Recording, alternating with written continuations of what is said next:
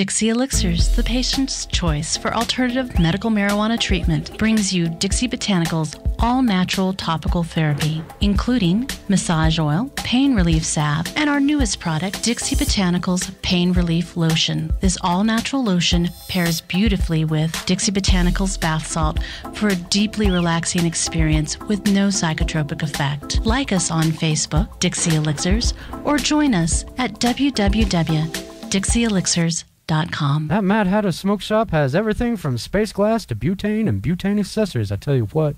Located at 6091 West Colfax in Lakewood, and now at 2615 Walnut Street in Denver. Ah! God damn it, Reclaim, put your pants back. The law offices of Edson Maton and Matz provide criminal defense, medical marijuana defense, and advice about setting up and running medical marijuana centers, optional premises cultivation operations, and infused product manufacturing businesses throughout Colorado. With offices in Denver and Aspen, we can offer assistance throughout the entire state of Colorado. Give us a call at 303-831-8188. That's 303-831-8188. Or visit us online at warrenedson.com. You're listening to iCannabisRadio.com.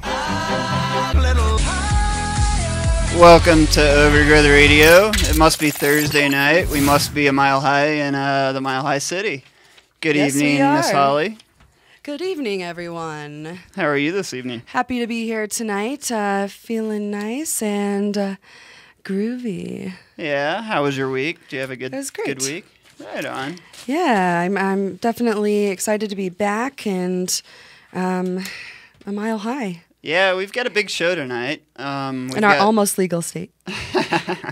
Yeah, we've got a couple of big guests. Mike Hyde will join us here in just a few minutes. And then Amgela Bacca in the second hour. She's we've never actually met, if you will, but we've communicated for a few years, and I admire her work and what she does. She works now with Green Aid out in Oakland. We all know Oakland's always got some sort of battle going on with cannabis-related whatnots, so it'll be interesting. So today's another milestone day in Colorado. Did you hear? Yes, I did. The Secretary of State finally certified our election 30 days afterwards. That's awesome. So what's the next step now? Well, I have to digress and apologize to our viewers because I've been screaming and forgive me for my ignorance that the governor had 30 days. That was my understanding. That's what we all thought. Yeah. So this morning I'm watching the news and they say, well, the governor has 30 days. And I was like, double take. Like, what? Why? We're legal now, right? So no, apparently he has another 30 days to actually make it a law, whatever that means. So he hasn't actually signed it? I suppose not. So we're just still waiting. I guess. I mean, that's Colorado. That's El Paso County, which is really the first news story I'm going to get to tonight. We're still dealing with a lot of conservatives here. We voted this in by 55%. And a couple of the news stories, I'm going to call out the hypocrisy and the ignorance here in our state on this issue. It's really laughable in some aspects, some of the things we're doing or not doing. So yeah, with that, we'll talk about El Paso County. I'm actually relocating to Denver, so Dan May, I don't think he's going to miss me, but Mr. May actually lost his 7th big case of the year today. Congratulations to Allie and Rocky Mountain Miracles. Allie Hillary was on trial, and we're going to try to get her on either next week or the week after, but her charges were something along the lines of Elisa Kappelman. She owned a dispensary. They came in. They said, oh, my God, you're way over your plant count. Right. She says, no, I'm not. When they went in, it was an employee there. And, I don't know all the details. I'm going to guess she didn't really know where all the records were and whatnot and probably panicked. I mean, my first visit from a bunch of cops, wanting to see a bunch of stuff, I may get a little nervous, eh? Definitely. So, yeah, I got to sit in court and watch the opening argument. Sean McAllister did really well. And they basically claimed, that she was, I believe, 400 plants over or something to that effect. And as I mentioned, the employee provided one list.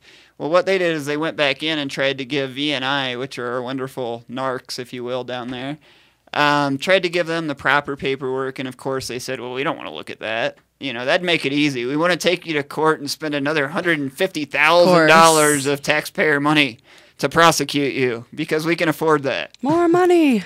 Oh, it's sad. So long story short, I didn't get to sit in there this week. I had some life hurdles to deal with. But it is what it is. He got beat, and he'll continue to get beat. I think what we're seeing, El Paso is one of the most conservative counties here in Colorado. And, that's part of the reason I'm torn right now with moving to Denver. I'm excited. I love Denver, but there's a lot of work to do there. I have a feeling I'll be splitting my time. I'll be driving down for a lot of council meetings. It's not too far in reality. It's really not. No. I bet I can work it out. I think so. And I think that you can bring your energy to Denver, and there's always a lot to be done in all parts of Colorado. I have a little bit of energy. All over the country. Woohoo! So we're not the only ones who, I'm going to use the word legalized, and I'm probably going to get bashed for that, but legalized cannabis. Right. Washington State also did, and I've been joking today because what I'm talking about is last night at midnight, their law took effect, and it was pretty cool because a bunch of folks were out at the Space Needle smoking. No cops were arresting anyone. It was the way it should be, for God's sake. Very chill. It's a plant. Congratulations, but I've been joking today. We were the first ones to vote it in my mind. We're ahead in time, and our election results were in sooner. So they had to beat us by being the first ones to implement the law. So congratulations, Washington, on that. Oh, well, I think we can just give them that one.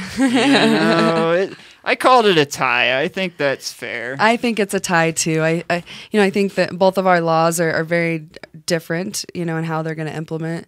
Hopefully, we will follow in each other's footsteps and, keep releasing all these misdemeanors and people in jail and. Yeah, let's get back to our citizens. Absolutely. And I think really we're continuing every day to see positive effects from Amendment 64 passing and 502 in Washington.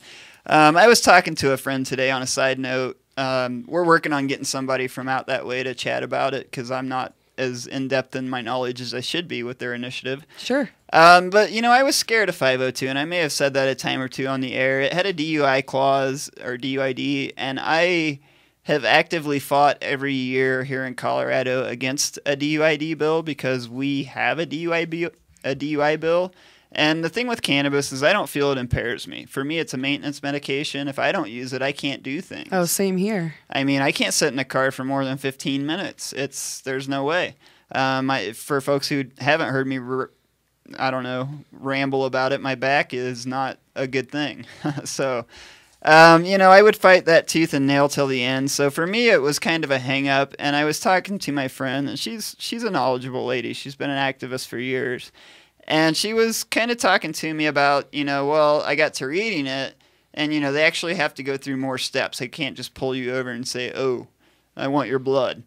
Right. Yeah, they have to have, I think they have to make you do the sobriety test too. There's definitely probable cause. There's a lot of factors that play into them being able to do that. And that's where I claim ignorance, and that's where we're going to have a guest from Washington who actually worked on the campaign. It'll be good to get a story from that side of the country. Yeah, it's been a while from the Pacific Northwest. We've had a few guests from up that way, but a lot of guests from California. Our second guest tonight, she's from California, and awesome. We're excited. I mentioned her a minute ago.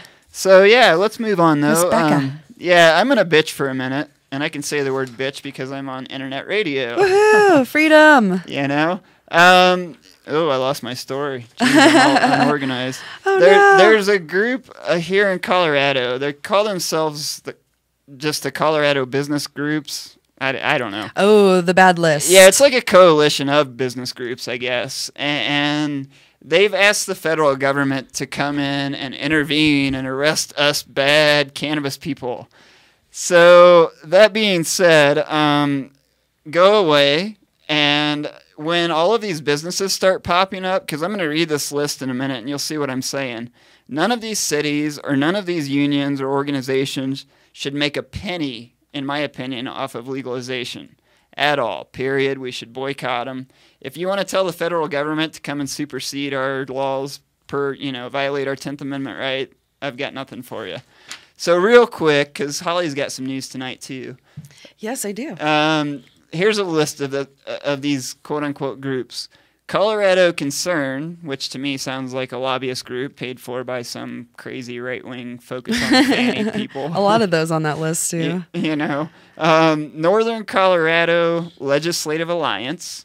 Associated Builders and Contractors, Rocky Mountain Chapter. So make sure not to use any of their contractors or builders.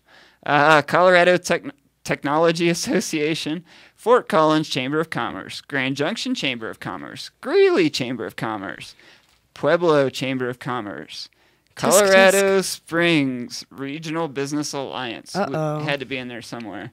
Yeah, the cities, the aforementioned cities are places I won't be vacationing anytime soon, just so they know.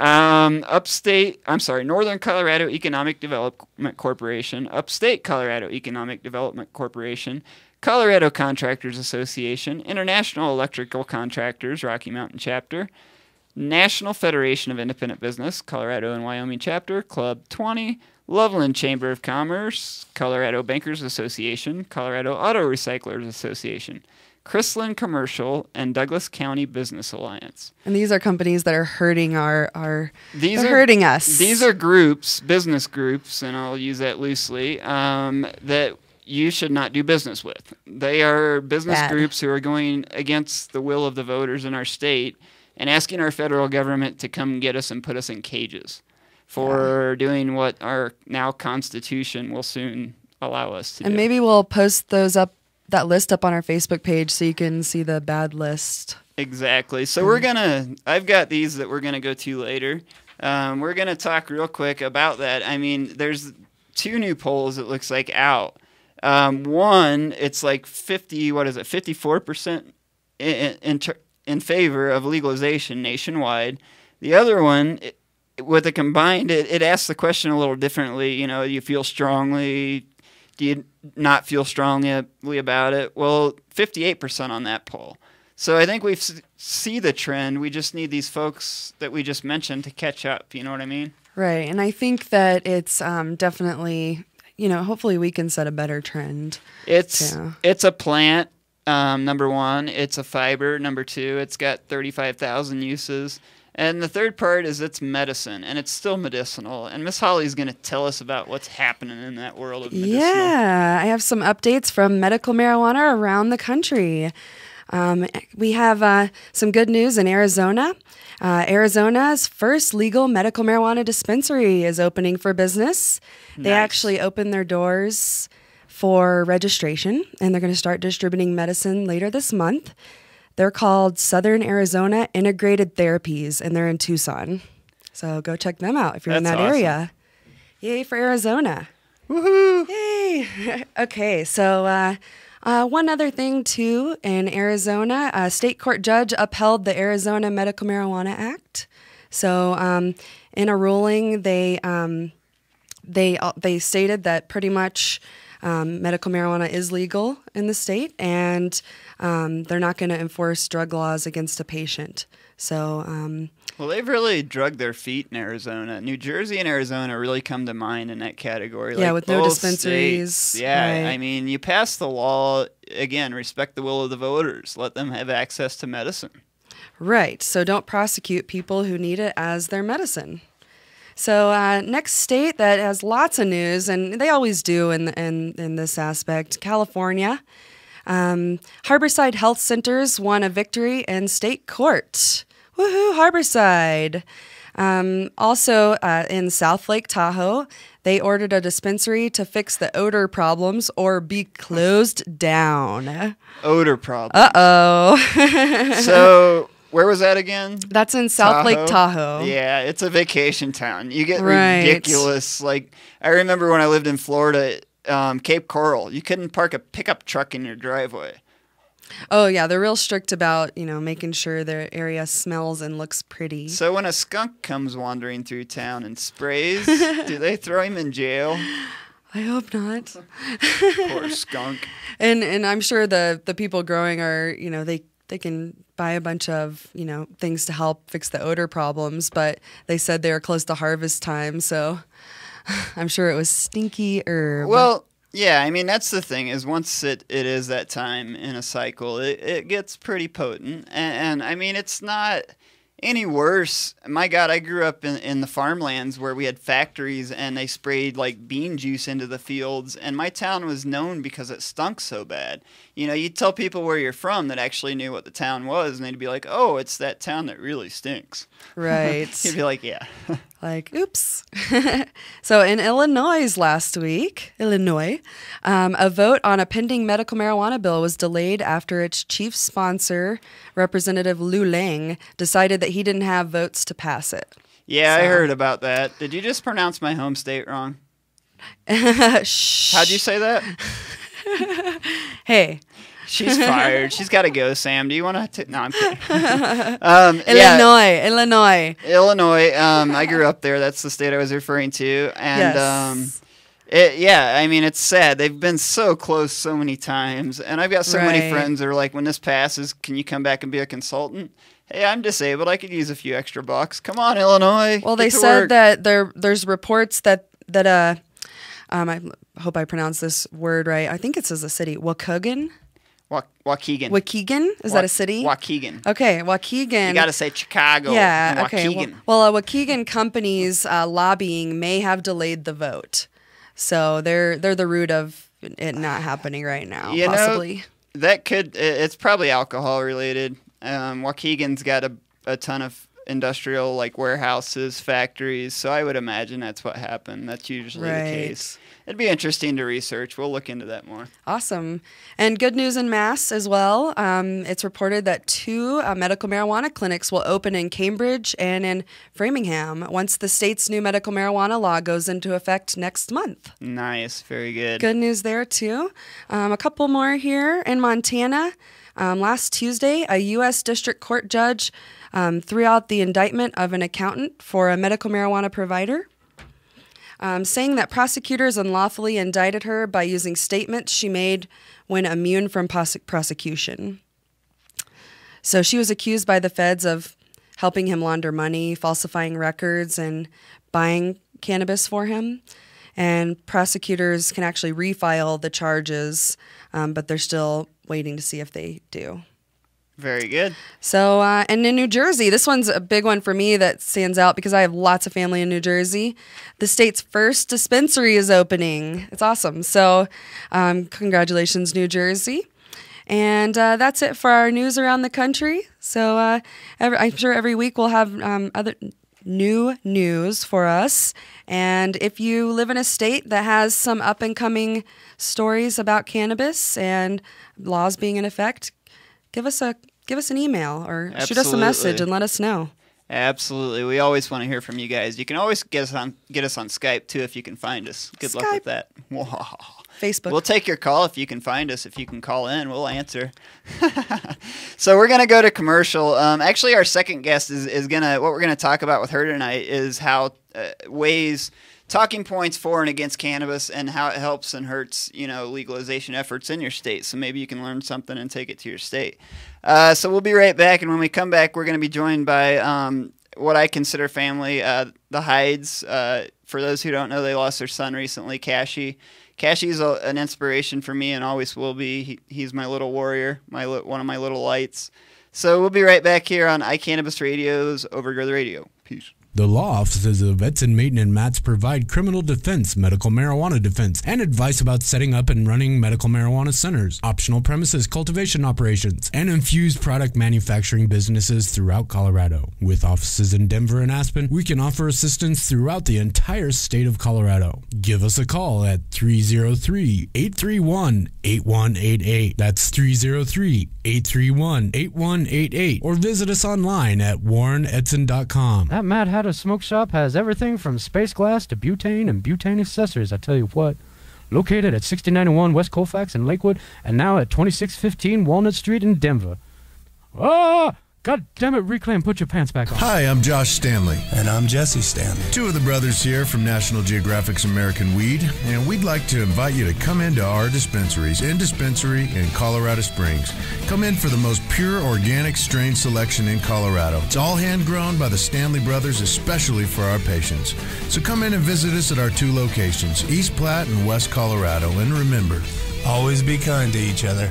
The Hemp Connoisseur is Colorado's premier guide to hemp culture. Our mission is to elevate the image of the medical cannabis and hemp industries to create widespread acceptance for all of the uses of the cannabis plant. You can find the Hemp Connoisseur in over 200 7-Elevens, your local dispensary, MMJ doctor offices, and tattered covered bookstores. Also, visit us online at thcmag.com or download our brand new app for your smartphone. Dixie Elixirs, the patient's choice for alternative medical marijuana treatment, brings you Dixie Botanicals all-natural topical therapy, including massage oil, pain relief salve, and our newest product, Dixie Botanicals Pain Relief Lotion. This all-natural lotion pairs beautifully with Dixie Botanicals bath salt for a deeply relaxing experience with no psychotropic effect. Like us on Facebook, Dixie Elixirs, or join us at www.dixieelixirs.com. We Grow Colorado, the premier medical marijuana dispensary in Colorado Springs, is proud to be a part of the medical marijuana community. We Grow Colorado works hard to make every patient feel comfortable and informed. With a great selection of medical cannabis in multiple forms, the patient finds many premium choices to aid in their self-treatment. The staff at We Grow Colorado is another large part of what makes We Grow Colorado the #1 choice for many patients throughout the state. Visit them today at 2502 East Bijou Street in Colorado Springs for an experience that will last and last. Oh, God, we're back on Overgrow the Radio. We're back. Oh, God. Hey, welcome back. I was trying to throw some Chicago accent in there since we were talking some Illinois stuff. Chicago. I miss that town. I'm going to be in the Midwest for Christmas. But anyway, I think we've got our next guest on the line, or our first guest on the line. I don't know what I'm doing tonight. First and foremost. Mike Hyde, are you there, buddy? I'm there. How are you, my friend? Doing all right. How are you? I'm doing all right. Is it cold up there in Montana yet? Oh yeah, man. It's wintertime now. Yeah, I think we're gonna get that in like another day. Where they're calling for a bunch of snow here in Denver, so I'm ready. Bring it on. So thanks they already opened up a couple ski hills over here, so people are skiing already. We got a few here open as well. Not too many. It's pretty rocky and icy. My co-host, Holly G, I should have introduced you. I'm sorry. Hello. She's my mountain reporter because she's up in the mountains. It was snowing at my house when I left today. Nice. Not too much, though. Yeah, whatever you want. I'm talking producer side talk. Mike, welcome. Thank you for joining us, man. I gave you sort of a brief introduction, if you will. You guys, as we're going to get into... I met you a couple years back when we started our little thing out in D.C. Through a friend, really. I think you and I talked on the phone a few times before we got out there. And, honestly, bro, you became a friend from minute one. You're just one of those people, You're just cool. So it's nice to have you back on. I wish, we're under different circumstances. But I told everyone during the break, we're going to be happy tonight, and we're going to celebrate Cashy's life. Your son, first off and foremost, will always be one of my biggest inspirations. Will always remain in my heart and on my mind when I do what I do from day to day. So thank you for Cashy.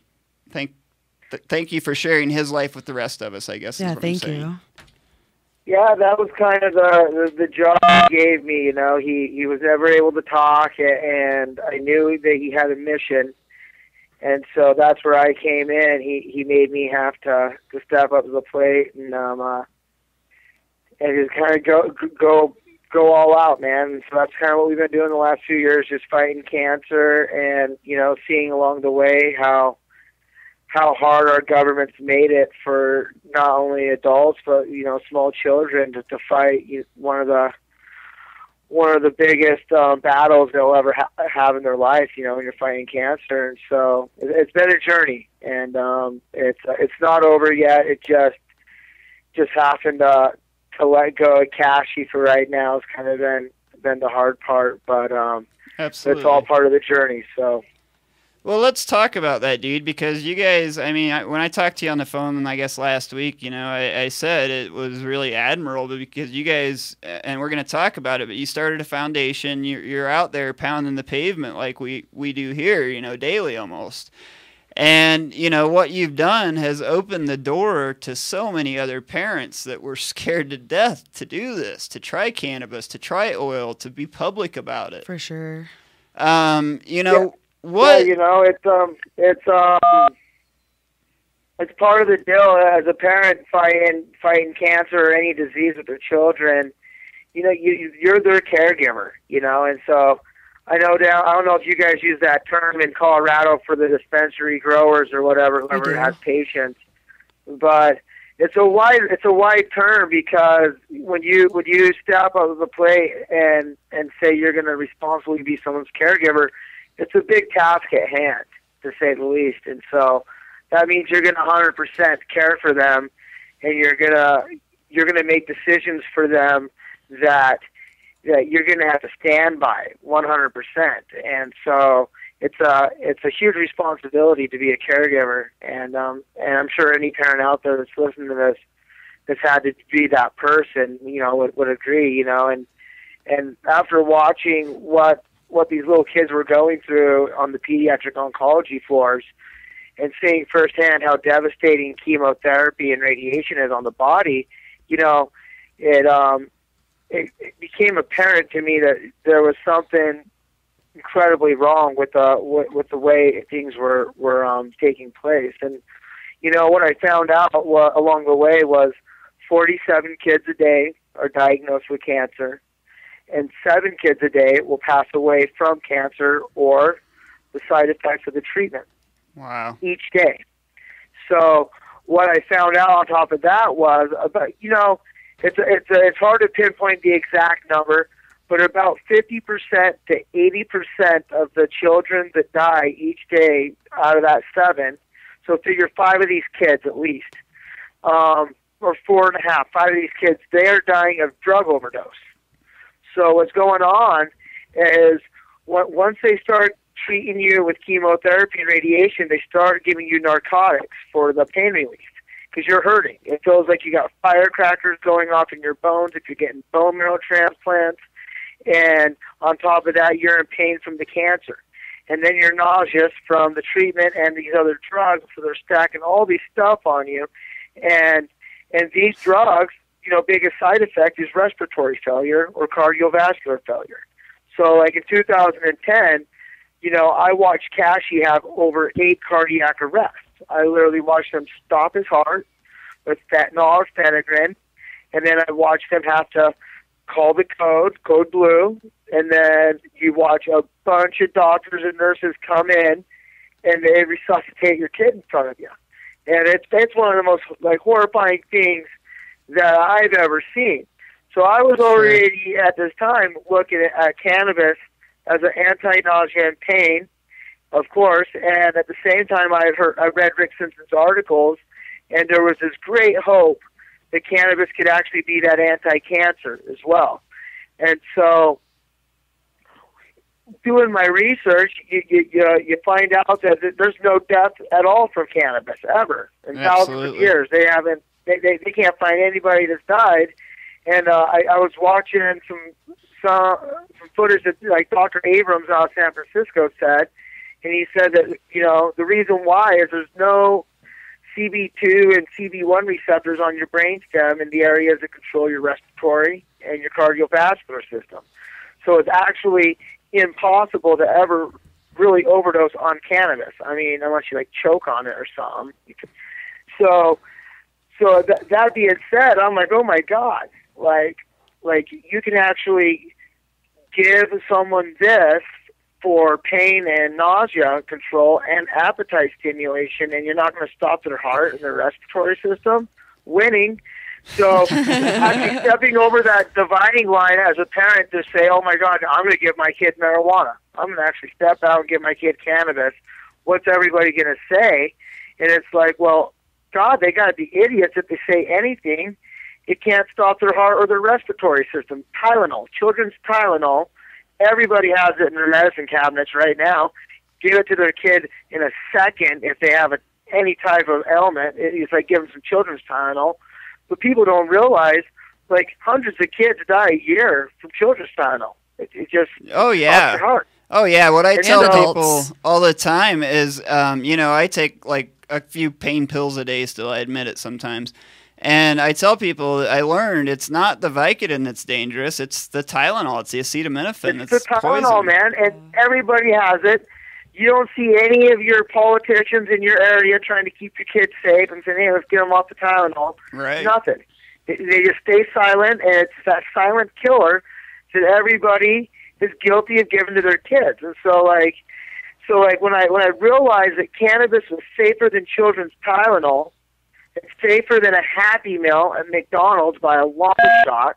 I mean, straight up. Sure. We're killing our kids as a nation, but we're doing it right out of our refrigerator and our cabinets at our house.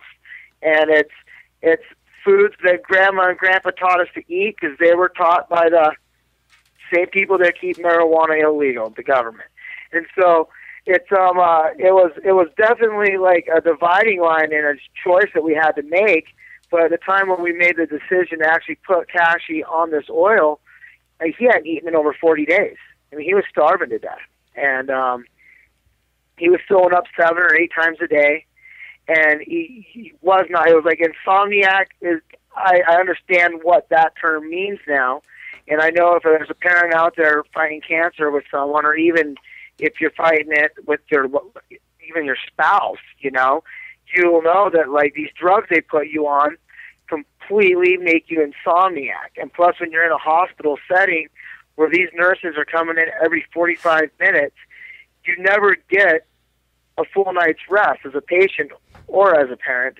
But every 45 minutes, these patients are getting poked, they're getting probbed, they're throwing up, and this is around the clock. So, like, really, night blends to day, day blends to night. You become this hospital zombie, and you're just watching these kids just get totally dumped on with drugs on top of the chemo and the radiation. And so, I guess the long part of it is, the sad part is, as we're giving Cashy this medicine for nausea and pain, and I'm watching it work, we pull him off all these drugs. We pulled him off like 7 or 8 drugs. I believe the names were Ativan, Zofran, Phenagrin, Benadryl, which relatively doesn't sound that bad, but if you look into it, you don't want to take it too long. Sure. Methadone, oxycodone, ketamine, and Dilaudid.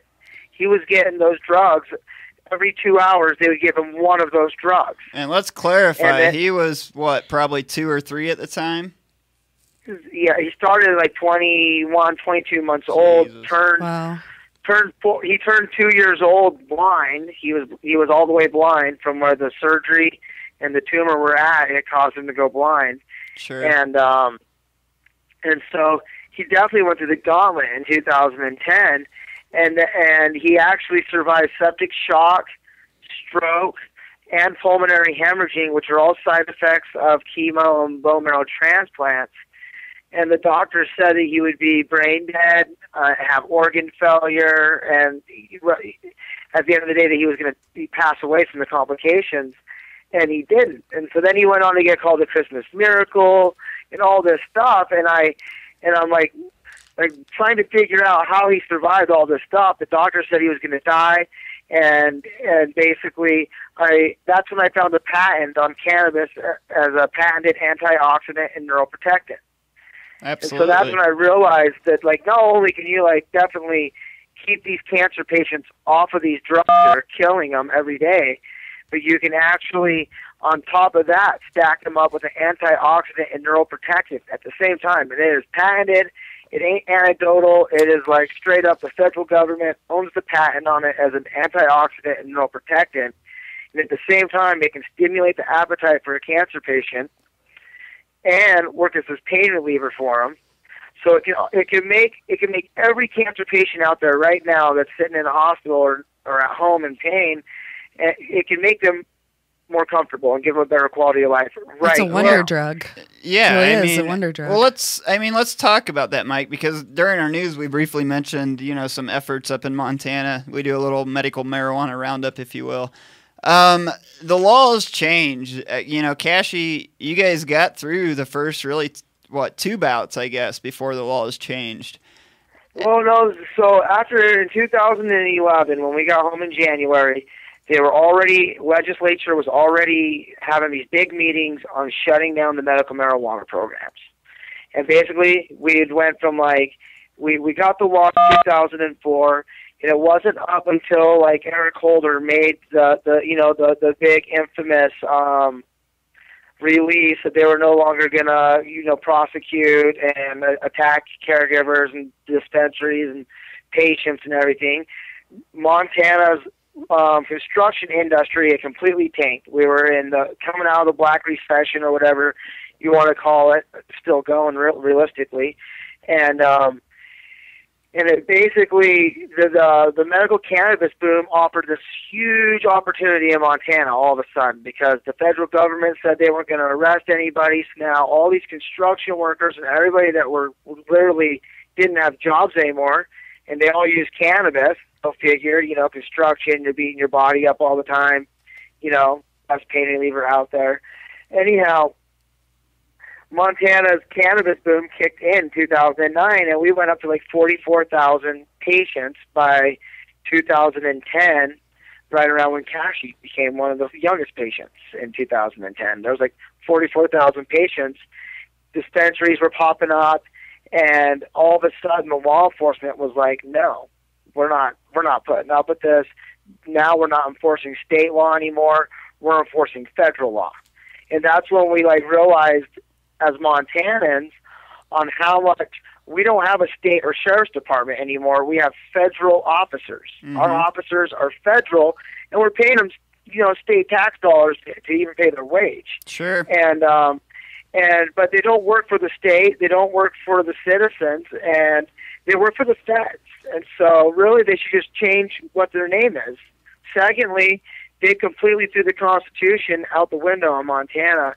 And if you even mention the Constitution, they look at you as a quack. Oh, they yeah, all they do. swear oaths of office to even hold their seats that they're sitting in. But at the same time, every law, if you look at the laws that got passed last year in Montana, if you look at the amount of laws that the governor had to veto, it's very alarming. Our governor, he didn't veto SB 423, but he didn't sign it in either because it was so unconstitutional. So really, there's no consequence right now for Montana legislature and their actions, and really the oath of office has became a joke. Not only in Montana and pretty much every other state, but well, yeah. I was just going to throw in. Up here. I was going to throw in. You actually the only time I got to hang out with Cashy was when you guys were down in the Springs, and man, there's so many similarities between where you're at in El Paso County. Everything you just mentioned is stuff we deal with there, daily. We mentioned in our news Dan May, our DA there. He is an extension of the federal government. He continues, even after we just legalized cannabis for recreational use, continues to go after people. Another caregiver just got acquitted today down there. So, it's the people are shifting. It's the politicians, I think, that are standing in our way. What's alarming is if you even look at the Substance Abuse Act, if you pull up the Substance Abuse Act, you're like, okay, all right, I'm going to pull up the act and see what's going on with this act, why it was formed, everything. So you pull up the Substance Abuse Act, and it says in it that the Health and Human Services and scientific data are the only things that can actually make something a schedule on the Substance Abuse Act. So right there, Sure. The Human and Health Services is who issued us our medical cannabis cards in Montana, the Health and Human Services. So all of a sudden, the Health and Human Services is issuing medical cannabis cards.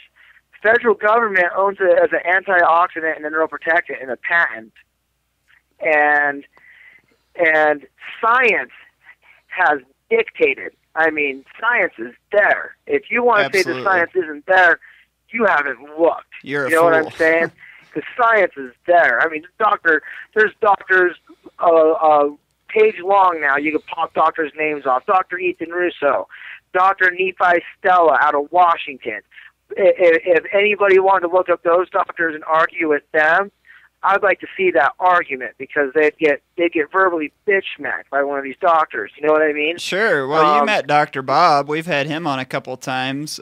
He's become a good friend of mine. Same thing. I mean, he when he talks, you have to kind of listen to him 2 or 3 times to understand him. He's so intelligent. So these people are... Exactly. They're doctors. They're scientists. It's there. The data's there. And so that right there alone should knock cannabis off the Substance Abuse Act. Mm-hmm. On top of that, it's an act.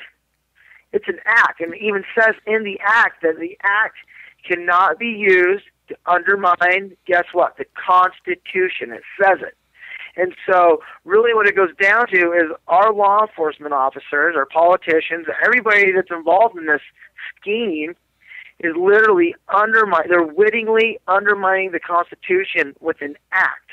Absolutely. It hasn't been amended to the Constitution of the United States of America. It hasn't. If they want to continue to rampage this war on drugs, they need to amend it to the Constitution like they did Prohibition, and then they unamended it from the Constitution when they ended Prohibition on alcohol. So really what's going on is we are literally getting our rights stripped from us because they're using an act that's wittingly undermining the Constitution to enforce this dictatorial law on everybody, which is keeping us from industrialized hemp and one of the safest, most therapeutic medicines known to man, you know? And that goes right back down to look at America as a whole right now. We are in the tank. Our kids are dying of cancer. The other ones are dying of diabetes and weight problems. Look at them. Look at this. Look at the schools. Congress just made pizza a vegetable because there's tomatoes on it, and tomatoes are classified as a fruit, so they didn't even read that far into it. That's who's in charge right now, and literally we have no industry. All of our money is going out of the United States of America just so we can have clothes to wear and paper in our schools. So we go right back to hemp. Hemp as an agricultural industry in America.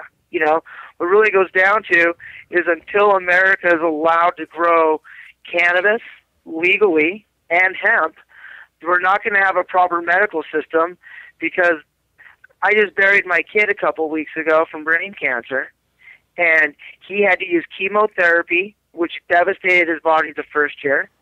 The second year he had to use proton brain radiation and full spinal radiation, because we couldn't get enough cannabis oil in Montana to actually fight it. And then every other state that's set up with a medical system, they have regulations. And what we need to do is we need to change the term regulation to actual limitation. So was the oil that you're... Regulators are limiting the ability for a patient to get safe access to a medicine. And that's what's happened. Brother, I firmly believe part of the reason that Cashy's not here today is the change in law up there, and it's sickening to me. Anytime a legislator... Came back 2 months after last summer, man, when they changed the law July 1st of last summer, and that's when we had to cut down all of our strains, and we literally closed up shop for a little bit. Cashy was cancer-free, and nobody was in jail, and we were like, hey, all right, they changed our law, whatever, and all of a sudden, within 2 months' time, we go in for our 3-month brain scan, because you go in every 3 months to make sure the cancer's gone. And we did it July 17th, his cancer was gone. And we go back October 12th, and this tumor is 2.5 centimeters now. And so all of a sudden, with just under 70 days, this tumor is back, and it's almost stage 4 already. And so we start looking for oil. There's no oil. There's no one to test oil if you had oil, because there's no testers. There's no dispensaries. The remaining dispensaries that stayed open, hopped through all the hoops, they got raided To stay a dispensary in Montana after July 1st, you had to send the feds a fingerprint, a background check with the feds, a Fisco credit score with them. You couldn't own any student loans, nothing. This is to be a caregiver or a dispensary owner. And so, literally, to remain open, you had to give all the feds all your information. And then the state actually went a step further, and they took the actual, what's it called? It's the part of the law that actually gives you the law. Not remembering what they call it. Technical terms? You're killing me. I smoked a couple bowls before we called you. Yeah, me too. We're gonna. Hey, Mike, real quick, bro. We're gonna have to cut out here just for like one commercial break, and I'm gonna have you hang around with us. Cool. When we come back, bro, we'll finish up, and then I want to shift gears a little bit because there's some announcements I want to make, and we want to help the foundation, so we're gonna do our best to do that with the rest of the time we have left. So cool, sounds good, man. Yeah, man, we'll be right back here. Everybody stick around and hang out, and that's all.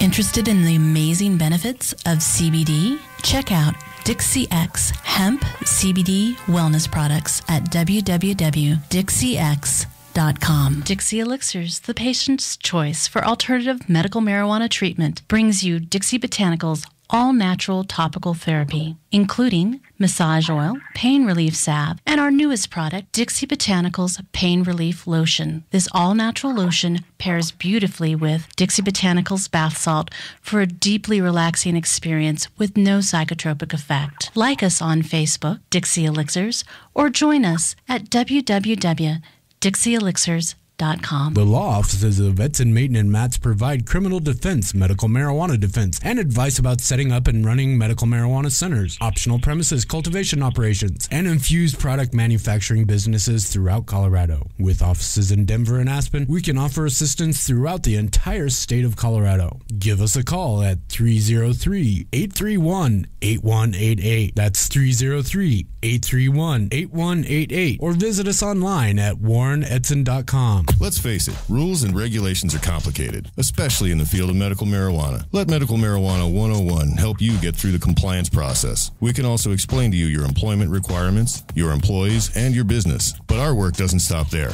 Our experience in cultivation ranges from the design of grow rooms to the diagnosis and resolution of grow problems. Visit us at www.medicalmarijuana101.com or call 303-388-7706. That's 303-388-7706.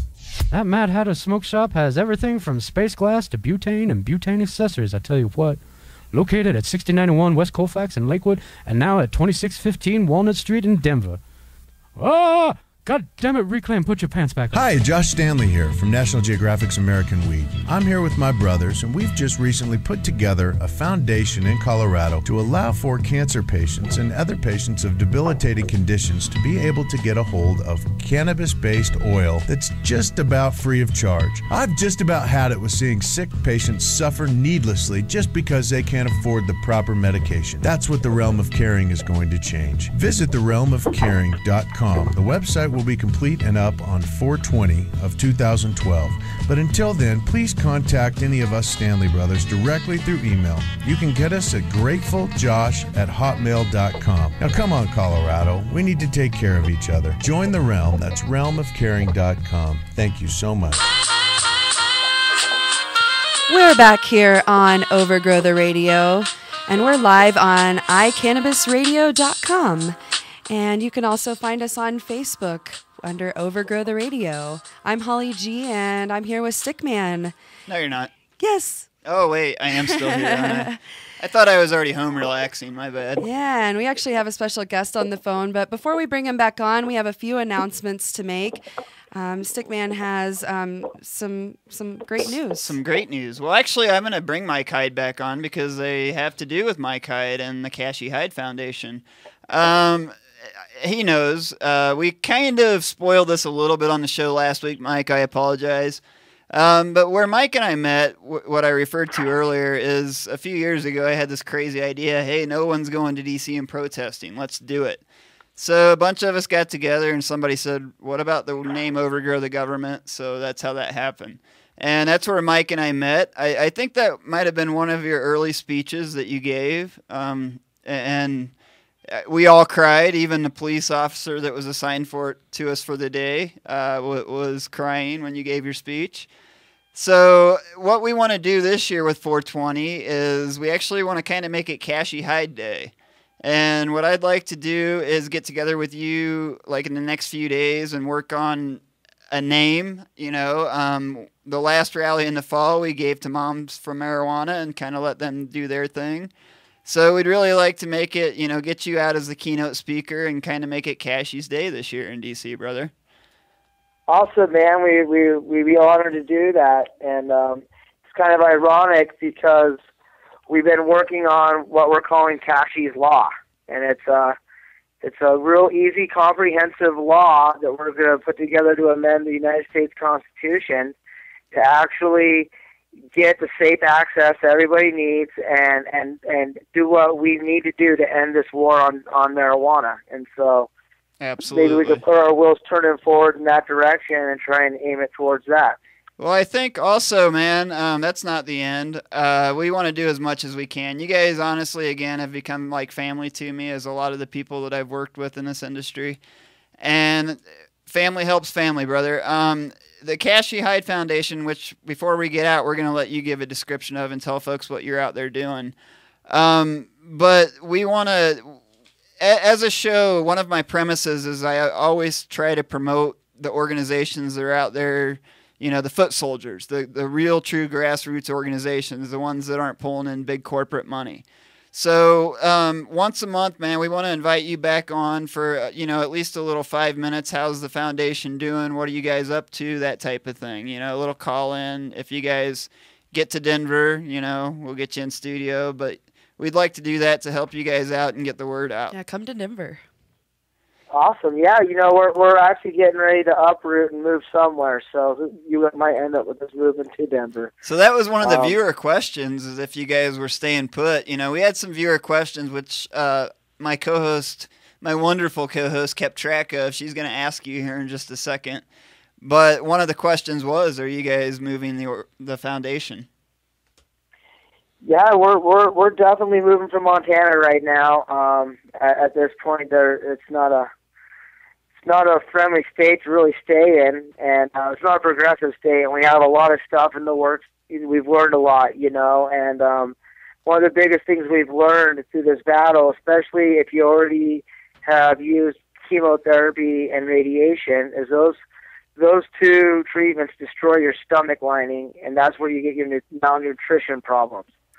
The problem with trying to use oil as an edible form to these patients that have already destroyed their organ system is your body might not be able to absorb the oil properly. And so we're working with some pretty cool cats in the next few coming months, and we're gonna try and answer that last little bit of the equation to actually finish this whole dividing line of whether or not cannabis can cure cancer or not. And I really feel like cure is a strong statement, so I always look at it as kill cancer. And at the same time, I feel like we're at that point in America's history where we're going to be able to answer that question real soon. And even though Cashy wasn't that patient that could beat the hurdles using it, it doesn't mean it won't work in the future. It just means we gotta finish the mission, and absolutely, that's the goal. So yeah, man. I also just real quick wanted to mention there are 2 fundraisers. There's one here in Denver. Well, first off, you said you wanted some help down here reaching out to hospitals, and I just want to repeat to you that I'm your guy. I'm here for you, bro. Anyway, we can get that going. We'll work it out again. We'll talk off the air about that. But there's 2 fundraisers, and unfortunately my little poster's not pulling up online right here, but one's down in the Springs and one is here in Denver. The one in the Springs, here we go, is C4 CPR, and Bill Smith are throwing it. It's kind of their yearly thing, and I think this year they're sending the proceeds to your guys' foundation, which is amazing. It's going to be at Union Station on the, 20th, sorry. The 20th. And I know there's one here in Denver on the 19th, and I've actually reached out to Chloe. She's throwing it, and I haven't heard back. So as soon as she gets back with me, I'll do what I can to help promote that one too. So yeah, brother, we're doing what we can for you guys down here to get you going. And I know I'm taking up all this time, and we're running out of time, so I'm going to hand you over for a minute to Holly, because she's got a couple questions that people are curious about. Yeah, some listener questions out there. We actually have a lot of listeners in the chat. If you're not in the chat and you're listening, you can go to iCannabisRadio.com and join it. And please let us know if you have a question for Mike. I know we only have another 5 or 10 minutes left, but we could get them out there for you. So one that we had was, is there anything that you would do differently, or anything that you might have regretted that you would have changed doing during Cashy's life? You know, we never try to look at anything as what we could have done different. You know, if I could go all the way back to, when he was born, I would have looked at our diet differently a lot earlier than later. Cancer is environmentally and diet related 9 times out of 10. And so, one of the biggest things I feel bad about is not knowing about organic produce and juicing and not eating McDonald's and Burger King and these deadly foods that we're, giving our kids and we're giving ourselves, and what we eat is what we become, and it affects our genetics and so on down the line. And, Mountain Dew doesn't help not grow cancer, so that's one of my biggest regrets would be diet. Other than that, as far as treatments goes, I really,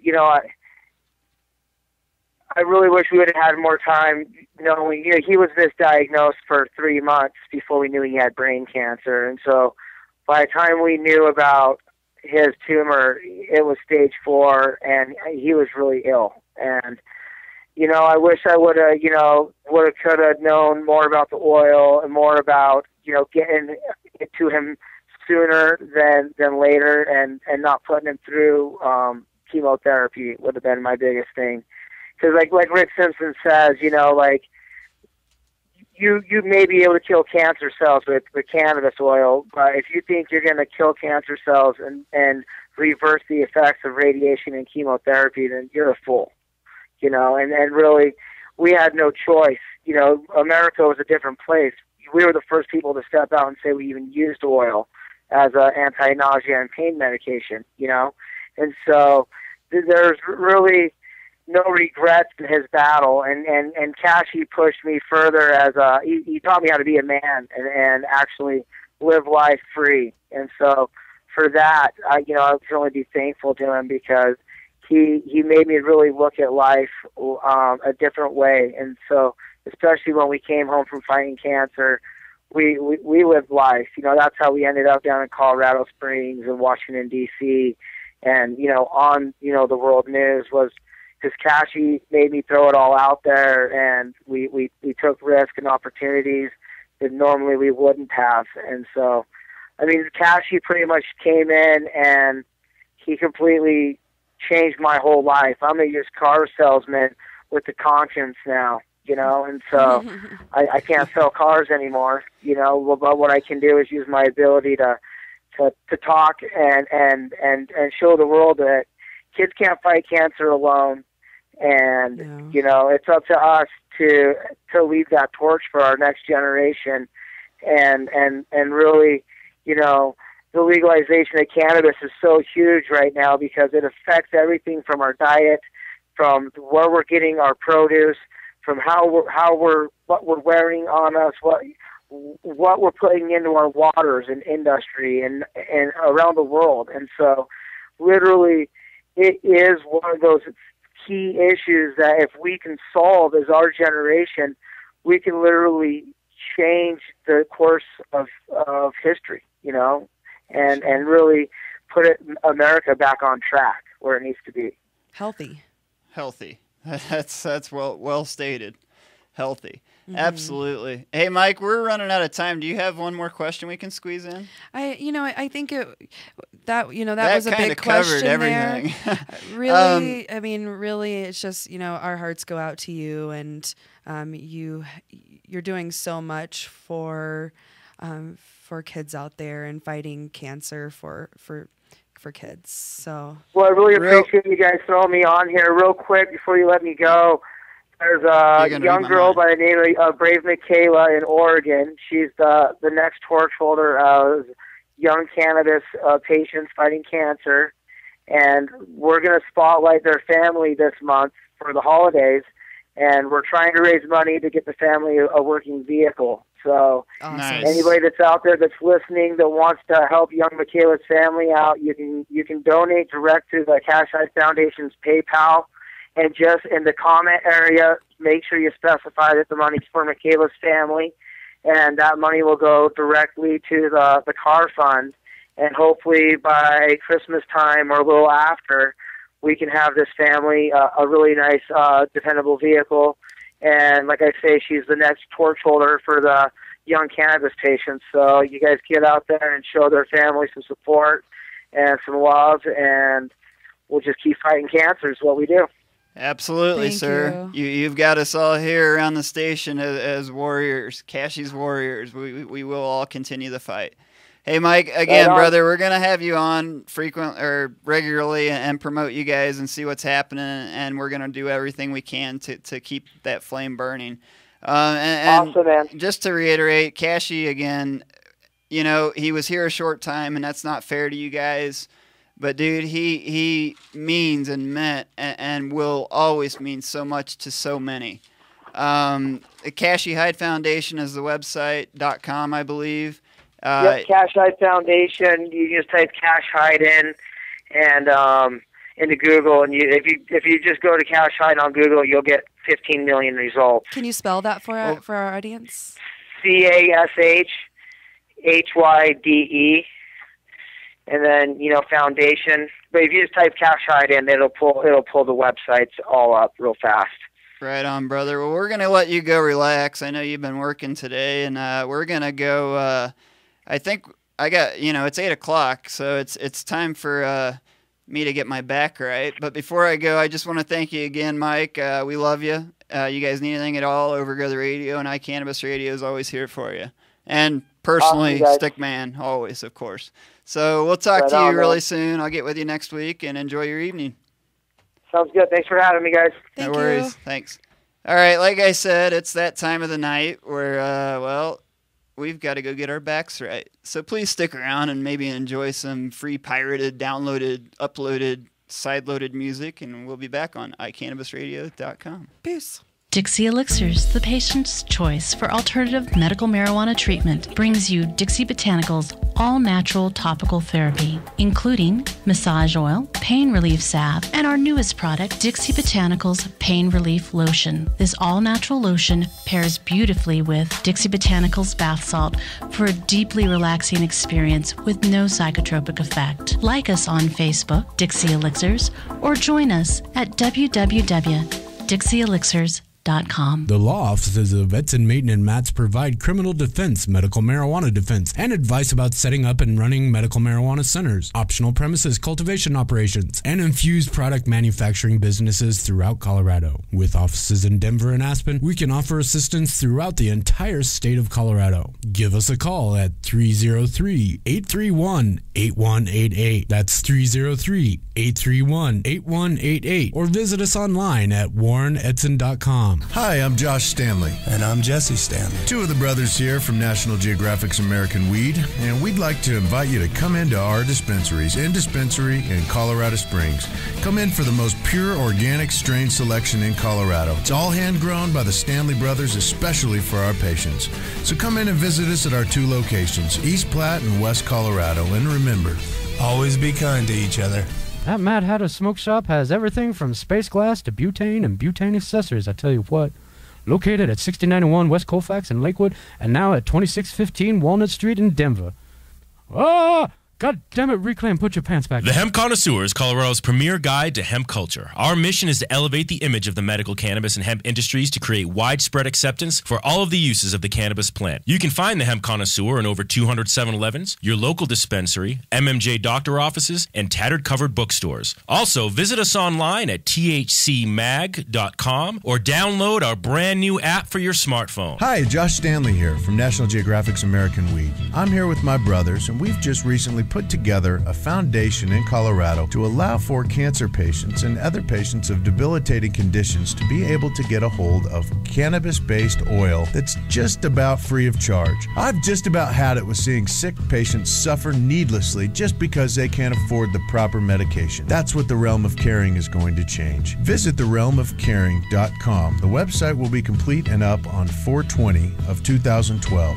But until then, please contact any of us Stanley brothers directly through email. You can get us at gratefuljosh@hotmail.com. Now come on, Colorado. We need to take care of each other. Join the Realm. That's realmofcaring.com. Thank you so much. We Grow Colorado, the premier medical marijuana dispensary in Colorado Springs, is proud to be a part of the medical marijuana community. We Grow Colorado works hard to make every patient feel comfortable and informed. With a great selection of medical cannabis in multiple forms, the patient finds many premium choices to aid in their self-treatment. The staff at We Grow Colorado is another large part of what makes We Grow Colorado the #1 choice for many patients throughout the state. Visit them today at 2502 East Bijou Street in Colorado Springs for an experience that will last and last. Let's face it, rules and regulations are complicated, especially in the field of medical marijuana. Let Medical Marijuana 101 help you get through the compliance process. We can also explain to you your employment requirements, your employees, and your business. But our work doesn't stop there. Our experience in cultivation ranges from the design of grow rooms to the diagnosis and resolution of grow problems. Visit us at www.medicalmarijuana101.com or call 303-388-7706. That's 303-388-7706. Are you a runner? Are you a runner who supports marijuana legalization? Run on Grass is a group of athletes actively seeking to change our marijuana laws. We speak the truth about cannabis, bringing the message through our feet to new ears. Check out runongrass.com to find out more about us, our events, and how to join up or how to sponsor a runner. If you're in the Denver area, please join us for runs or start a group in your area. Running not your thing? Any sport can do it. On grass. Runongrass.com. Dixie Elixirs, the patient's choice for alternative medical marijuana treatment, brings you Dixie Botanicals all-natural topical therapy, including massage oil, pain relief salve, and our newest product, Dixie Botanicals Pain Relief Lotion. This all-natural lotion pairs beautifully with Dixie Botanicals bath salt for a deeply relaxing experience with no psychotropic effect. Like us on Facebook, Dixie Elixirs, or join us at www.dixieelixirs.com.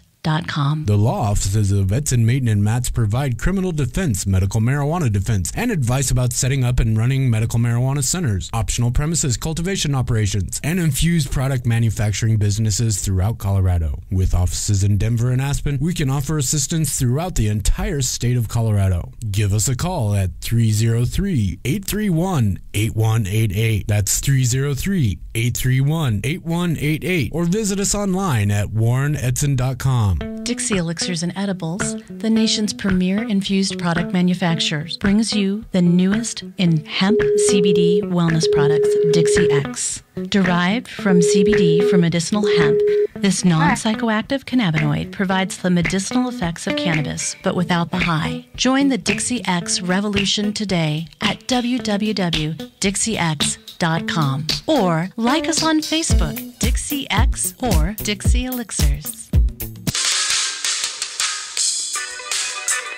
We're back. Hello. We're back here on Overgrow the Radio on www.icannabisradio.com. I'm Holly G, and I'm here with Stickman. What up? Hello. And we just started the first half of the show with Mike Hyde, who you can find out more about on the Cashy Hyde Foundation.com. And yeah, that really touched my heart.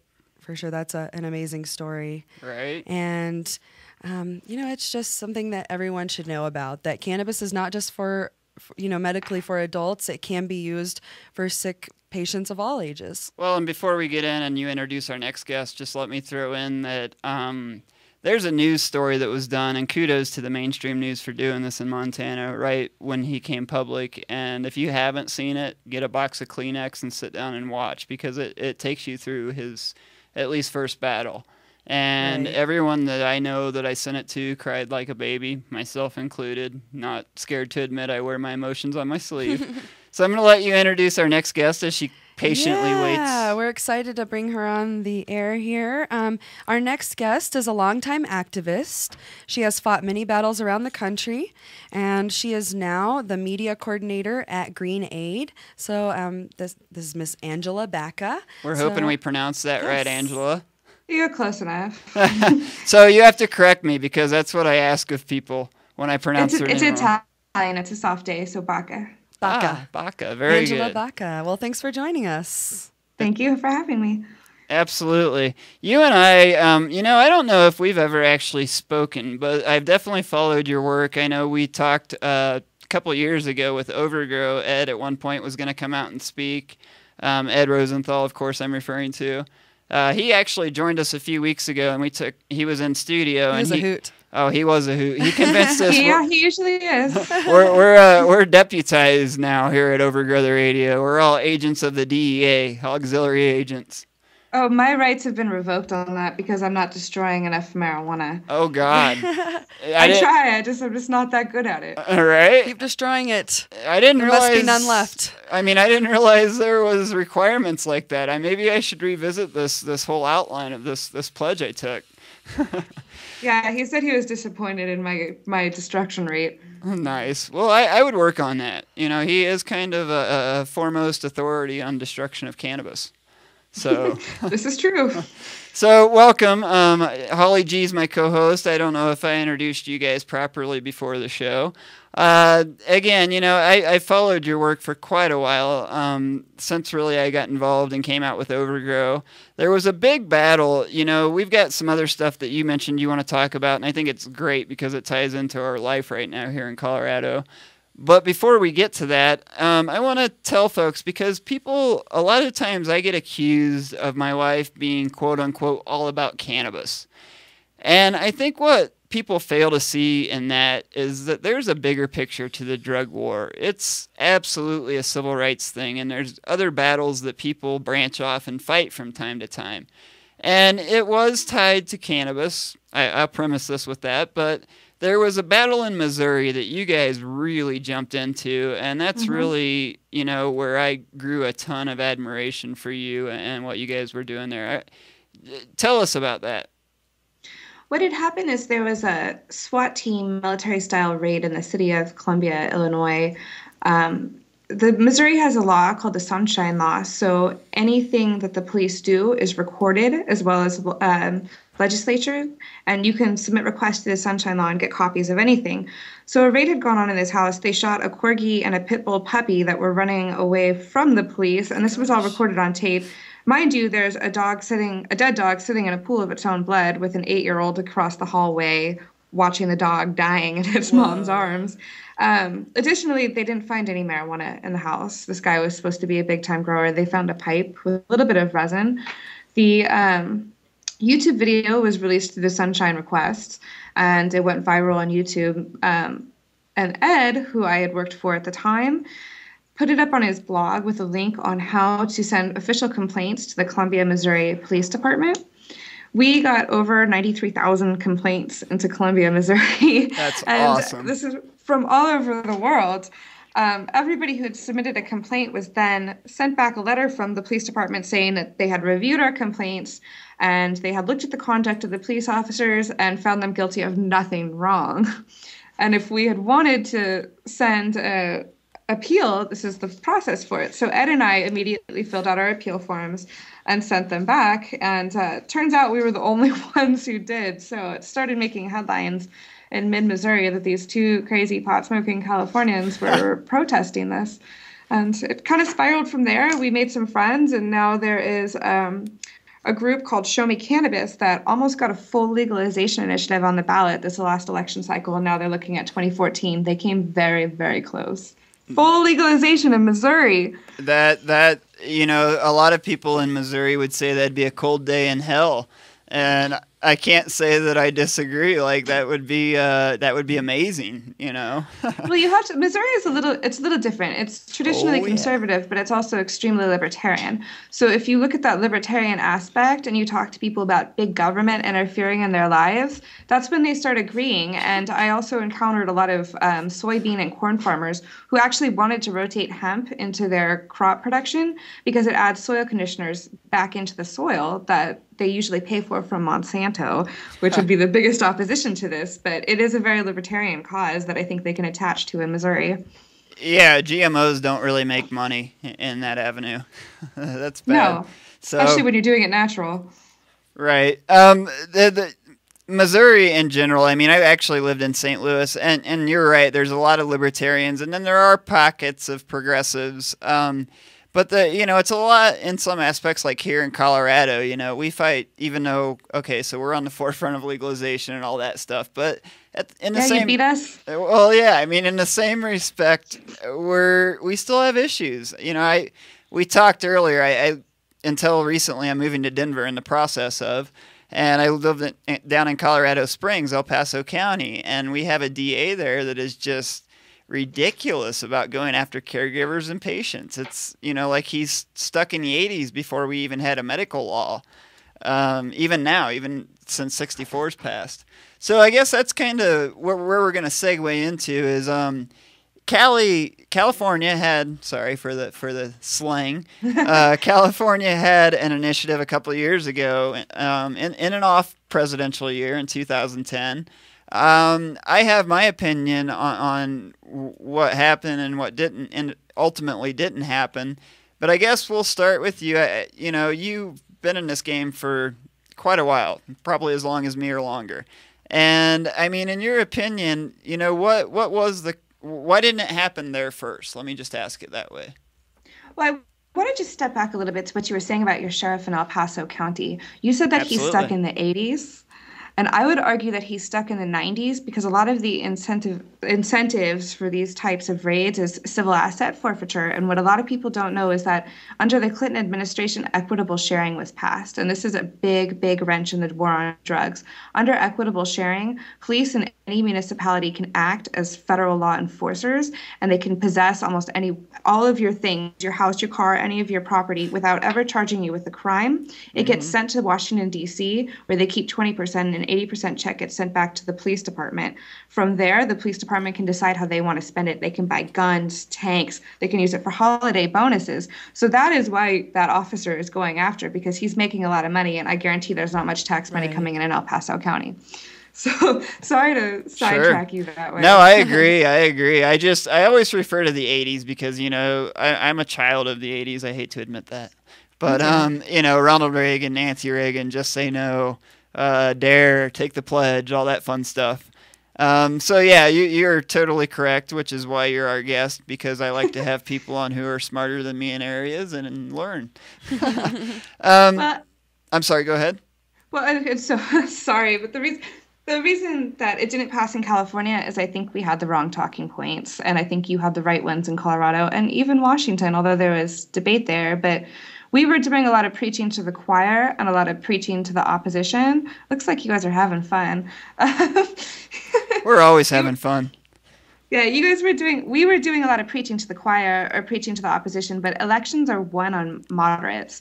We need to be preaching to the people who don't have a personal interaction with the drug, or maybe they have casual interaction with it, but they wouldn't classify themselves as activists or users. These are the people you need to preach to, because when you instead put that in front of them, that let's not talk about the substance anymore. Let's not talk about if this is safe or not. We have science to prove that it is safe. Let's talk about all of the money that we spend on prohibition, and let's talk about the social effect and social cost of prohibition as well. And I think that that's the talking points that we need to stick to. I found out today how much money has been spent on the war on drugs since 1971. How much? Guess.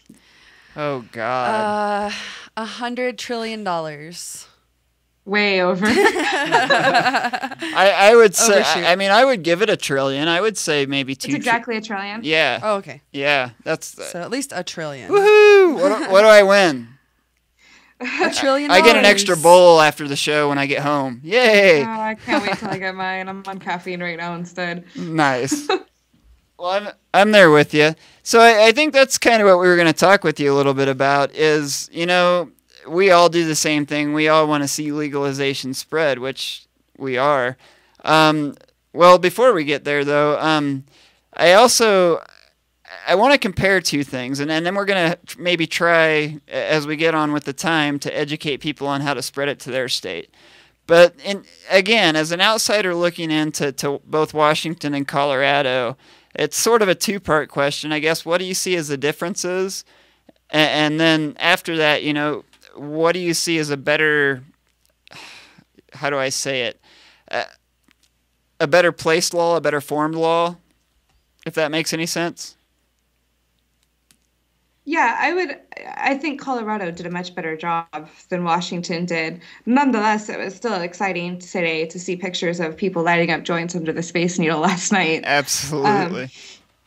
That was a cool moment. Although, then again, that's kind of where I cringe a little bit when I see photos, because a lot of the time we see people who are, and nothing against hippies, but they're giving off the stereotypical view to the media, or people who aren't speaking coherently, talking in front of news cameras, and we need people to put a professional face on this, because that's how we're going to convince the people in the middle. Well, and do you ever notice that, on a side note, do you ever notice that mainstream media totally will pick that person? I mean, I'm a guy with long hair too, and a piercing, obviously, if you're watching, and I mean, I'm sure I get stereotyped all the time, but they do. They absolutely pick that person and then premise it with reggae music. Profiling. Right. I did Fox News while I was in Missouri on that case, and they were playing some Rasta music in between me talking about civil asset forfeiture, and then they were playing Katy Perry's California Girls on the next break, and I just found it completely insulting. Fox News. Definitely. Yeah. I actually have a question for you about a case that's, I believe it's still ongoing, and I know you're involved in or used to be involved in regarding Eddie Lepp. And I know you went and visited him recently in jail. So I was just curious what was going on in his case and when he's expected to get out. So Eddie was sentenced to 10 years back in 2006, I believe. I'm not entirely sure. A lot of his trial happened while I was still in high school. Like 40,000 plants. Right. He was growing Eddie's healing field. So this is up in Lake County, which is kind of the mountains above Napa's wine country in California. And he was growing marijuana alongside the freeway as if it was corn in Kansas. You could be driving on the main road in Lake County and just be going through a field of marijuana. And I think he thought that he could do this with impunity because he had a religious defense and the medical defense, but this was also the Bush years, and he was made an example of, and he was sentenced to 10 years in jail. Meanwhile, he had been giving away free marijuana to cancer and AIDS patients. He'd been donating money locally. He bought coffins for children who had died of SIDS locally. In the meantime, he's serving 10 years. All of these people who he had supported while he was on the outside have kind of disappeared. I visited him about 2.5 years ago at Federal Correctional Institution in Lompoc, California, which is my hometown. It's near Santa Barbara. And he was doing all right. He had been bounced around a little bit. I wrote an article about Skunk Magazine, about it in Skunk Magazine, and I was all of a sudden dropped off the logbooks, and they banned me from visiting. Wow. And besides his wife, I had been the only visitor. So when he was moved to Texas recently, I reapplied for visitation and was approved. So I went out to El Paso and spent the day with Eddie. How does that work? I'm curious. There's a guy here in Colorado that has always been an inspiration to me, and I'm going to cop out and come clean that I've never been to a prison to visit because I'm scared and intimidated. It's a scary experience. I mean, how does that process work when you want to visit someone? It's interesting because the first time I visited someone in prison was Eddie, and it was in my hometown, and I had grown up knowing people who worked there. A lot of my friends from high school got jobs there. Sure. You are pretty much treated like scum and criminal the minute you walk in that door. I think they just have a view of the people who are coming in there as an extension of the people who are in there. you're kind of tapped down a lot. They take everything from you but quarters, and they watch you when you go into the bathroom. They don't watch women in the bathroom, but they do watch the inmates in the bathroom. And I just, you feel the looks on you as if you're somehow a piece of shit because you're in there. Yes, So- because 60% of their population are such pieces of shit, those nonviolent drug offenders. Right. It's interesting, too, while I was in Texas, I did a little research for another article I wrote for a skunk. At FCI La Tuna in El Paso, Texas, where Eddie is, the main prison work that the prisoners are offered is through Unicor, which is the largest employer of federal prisoners in the country, but it's to assemble Border Patrol vehicles. If you go into this a little bit more, Unicor has plants operating all over the United States, and they pay prisoners 50 cents to $1.50 an hour to assemble a range of goods, including prison uniforms, that get sold back to prisoners through their partner, the Keefe Group, which had the commissary. So they'll work for 50 cents an hour to make something that they then buy for $20. Wow. Horrible. I mean, our prison system, we could go on for hours. It's absolutely corrupt and degrading, and I could go on for hours just insulting it. Well, and the other thing I noticed about visiting that really, like, I was crying by the time I got back to the parking lot is there are just so many children, and there are so many young children visiting their dads, and that's how they visit daddy. They grow up going to jail to visit daddy and eating microwave burgers with him in the prison yard. Well, and it's pretty depressing. I mean, when we have at this point in history China calling us out about our prisons and the violations of civil rights, about throwing all of our people in jail. I mean, really, think about that for a minute. China.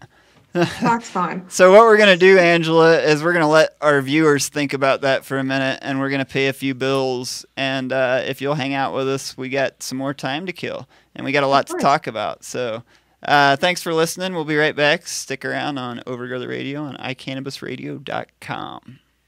Dixie Elixirs, the patient's choice for alternative medical marijuana treatment, brings you Dixie Botanicals all-natural topical therapy, including massage oil, pain relief salve, and our newest product, Dixie Botanicals Pain Relief Lotion. This all-natural lotion pairs beautifully with Dixie Botanicals bath salt for a deeply relaxing experience with no psychotropic effect. Like us on Facebook, Dixie Elixirs, or join us at www.dixieelixirs.com. The law offices of Edson, Mayton, and Matz provide criminal defense, medical marijuana defense, and advice about setting up and running medical marijuana centers, optional premises cultivation operations, and infused product manufacturing businesses throughout Colorado. With offices in Denver and Aspen, we can offer assistance throughout the entire state of Colorado. Give us a call at 303-831-8188. That's 303-831-8188. Or visit us online at warrenedson.com. That Mad Hatter Smoke Shop has everything from space glass to butane and butane accessories, I tell you what.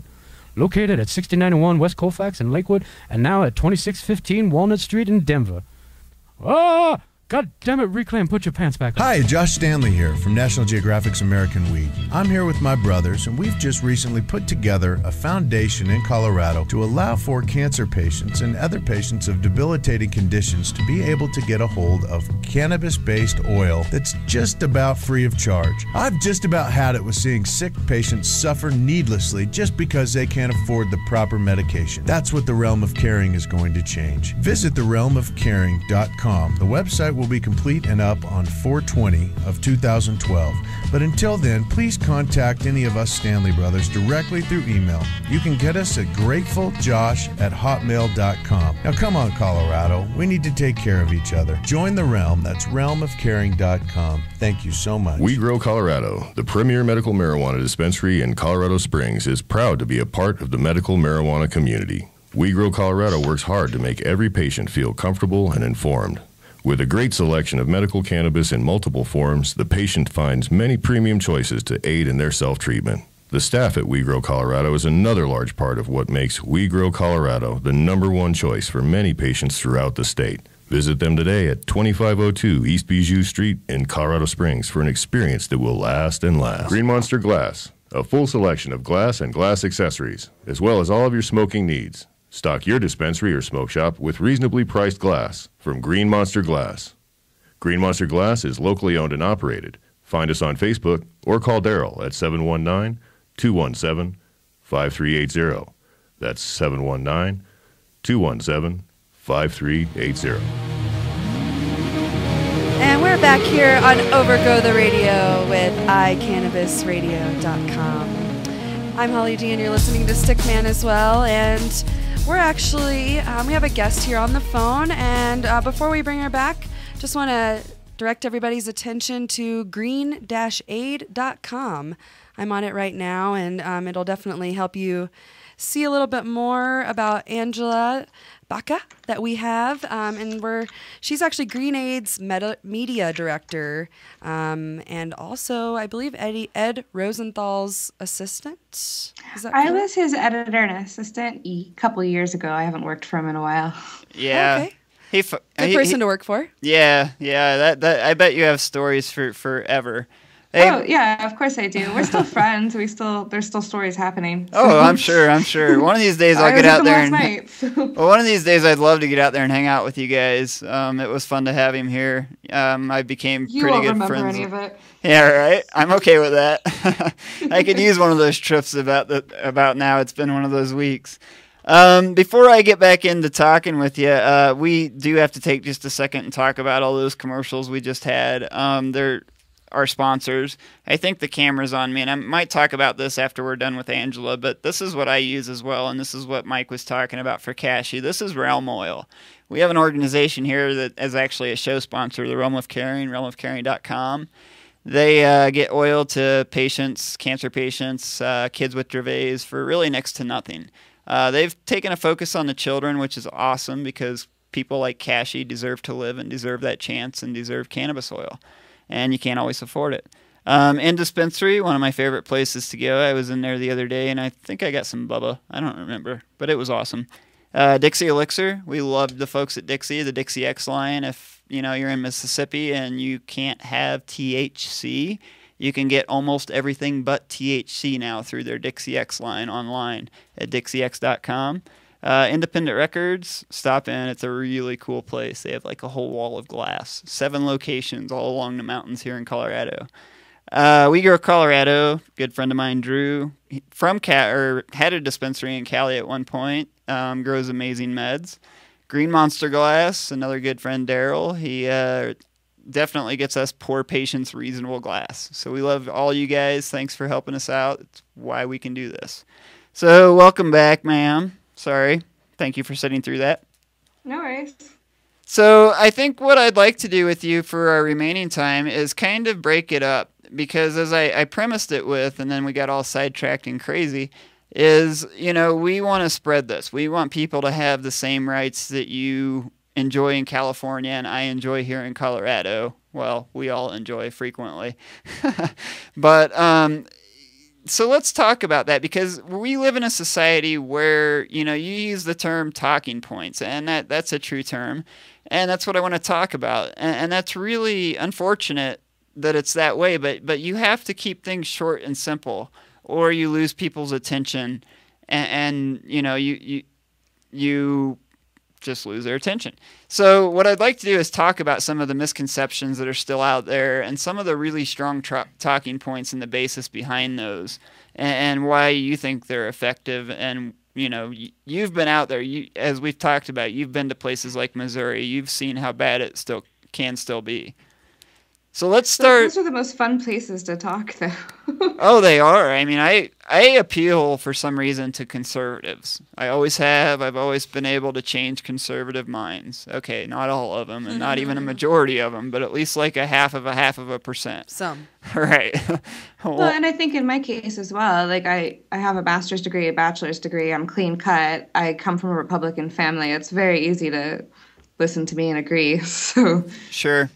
I share that same thing, and I'm about to cut my hair off again, I think. So I'll be right back there with you.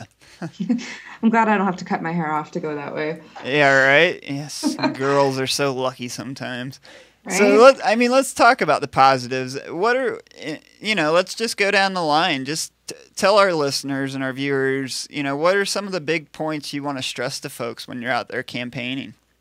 I think there's one big point, and it's part of the reason you won in Colorado and Washington, is that a lot of the time, and this happened a lot in Prop 19 as well, is we got sidetracked talking about the substance itself, about talking about marijuana. We should not be talking about the substance at all, other than the fact that it's internationally and historically recognized as benign. Scientists have proven that it's benign, so let's not get into it. What we do need to talk about are the social and financial costs of the laws. And I think that's where you can hit people who could give a shit about marijuana or medical marijuana, or they don't want to smoke it, is when you talk about the cost to the taxpayer at $1 trillion over the last 40 years, that says something. And when you talk about, if we look at Colorado and California in particular, after the Ogden memo in 2008, we had what we would call the green rush. All these businesses sprang up overnight, and yeah, a lot of them didn't stick around. But during the worst economic recession since the Great Depression, this industry soared. This industry grew. Imagine if the regulations were completely stripped and this industry was allowed to proliferate. Not only would we be saving money in law enforcement and civil asset forfeiture and a list of other things, a whole host of them, we would be bringing in money. So it's the most important thing we can do to our bank account. Spend less, bring in more. And that's just what we need for our economy right now. And I think that's the talking point to stick on. Well, let me play devil's advocate right there and just, I also come from a conservative family, so we could go back and forth. I bet we could have some good conversations. But, so the argument against that from, say I'm a cop. Well, some people have accused me of that in the past, random rogue people and stuff. But anyway, say I'm a cop and I'm scared of this because, oh my God, I'm going to lose my job. I fight an evil plant. What am I going to do? I know my answer for that. Do you see alternatives for law enforcement?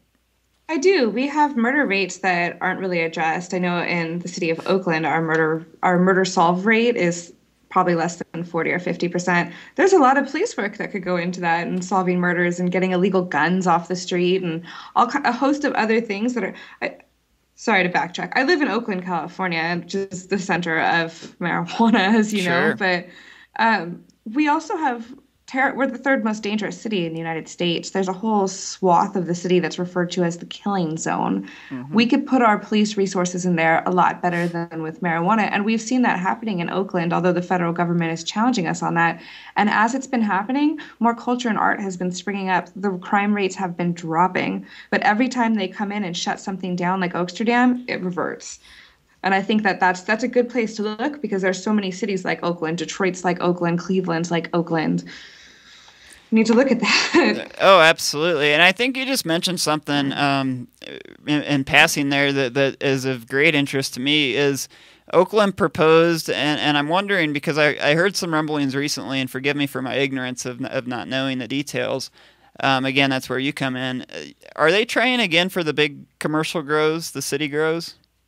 I think that's been tabled indefinitely at this point, especially since the federal government kind of did a hand slapping to the city government saying, we will fuck with you if this happens. Sorry if I'm not allowed to say that on air. Hey, you're on the internet, my dear. You can say anything you would like. That's what I thought. I've got a potty mouth sometimes. But no, I think the mega grows have been tabled indefinitely. Nice. I mean, not nice. It's. I had mixed feelings about them really myself. So. Well, and I would agree because that's actually what I was going to say. I think it's good and bad in that, bringing something like that into your city is really going to just bring federal attention because they want to showboat at this point. I mean, we see that every time they do something. Like in Montana, they can't raid one dispensary. They want to come in and do, 36 in like 7 or 9 days or something crazy. So right, but I almost feel like we get empowered with every raid. I was outside covering the raids on Oaksterdam University around 420, and I ran into a guy named Jason Overman, who is the aide to our Kaplan, Rebecca Kaplan, who's our council member at large in Oakland.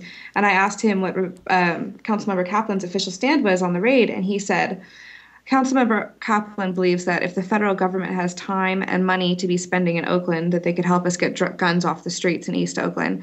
15 minutes later, there were 9 people killed at Oikos University in Oakland. Yeah, I remember that. 15 minutes later. Talk about irony and not in a good sense. It's absurd at this point. And you bring up a great point living in Oakland. I lived in St. Louis, another good example. The first most dangerous city in the country. Absolutely. Heard gunshots every single night. Wow. Literally. And, I love the town. I love parts of the town. Parts of the town are very safe. But it is St. Louis. And it's the same thing, Here you have rapists, murderers, armed robbers, and these crimes go unsolved daily. And, they in Missouri anyway, that's one of those states I like to say where they'll take duct tape to the floorboard of your car to get a conviction. I mean, where is our mindset there? The thing is, there has been a good propaganda campaign waged over the past in places like Missouri, especially conservative places that are values voters, if you will, where they believe that this is in the best interest of society to get the drugs out. But in the meantime, the drugs are not the problem. The black market's the problem. The black market creates crime. Granted, there are people who belong in prison. I don't want rapists and murderers on the streets. But we are creating crime by prohibiting drugs. And I know I'm of the radical opinion that all drugs should be legal.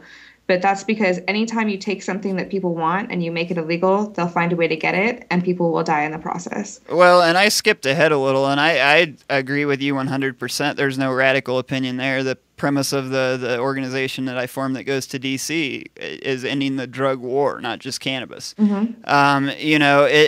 As you mentioned earlier, to joke about conservatives, I'm very much a fiscal conservative when it comes to our government.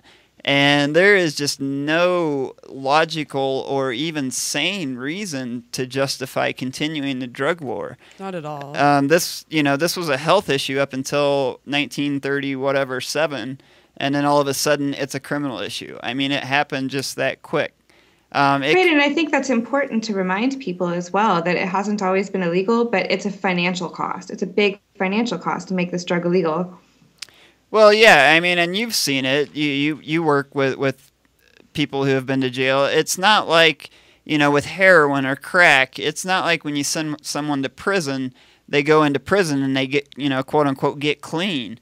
Prisons are full of drugs. Right, they don't get clean, but the other thing is that I don't believe that drug addiction should be treated as a crime. If I become addicted to pain pills that are prescribed to me, I never end up in jail. Drug addiction is a medical condition, and it is real, and it is serious. But until we start treating it as a medical condition, we're never going to be able to help people. When you lock people up in jail for using or having drugs, you're not solving any problems. You're just making the taxpayer pay to proliferate the problem. Very good. Well, I think that, we've made a lot of good...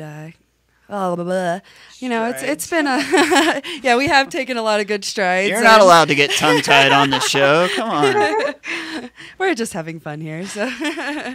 So, I think we're going to go to a break here for just a few minutes so we can untie our tongues and take a drink of water here and come back to Amgela for a few minutes. And so stay tuned here on iCannabisRadio.com with Overgrow the Radio. Are you a runner? Are you a runner who supports marijuana legalization? Run on Grass is a group of athletes actively seeking to change our marijuana laws. We speak the truth about cannabis, bringing the message through our feet to new ears. Check out runongrass.com to find out more about us, our events, and how to join up or how to sponsor a runner. If you're in the Denver area, please join us for runs or start a group in your area. Running not your thing? Any sport can do it on grass. Runongrass.com.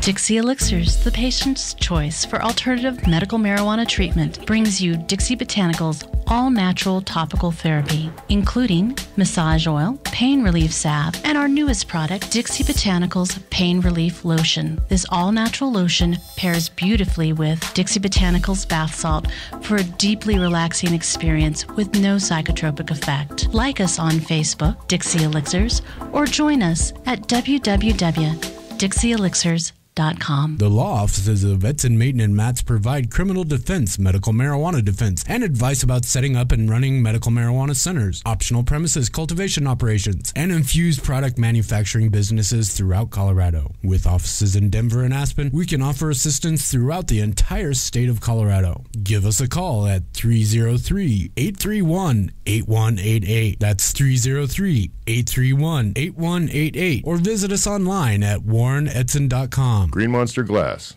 a full selection of glass and glass accessories, as well as all of your smoking needs. Stock your dispensary or smoke shop with reasonably priced glass from Green Monster Glass. Green Monster Glass is locally owned and operated. Find us on Facebook or call Daryl at 719-217-5380. That's 719-217-5380.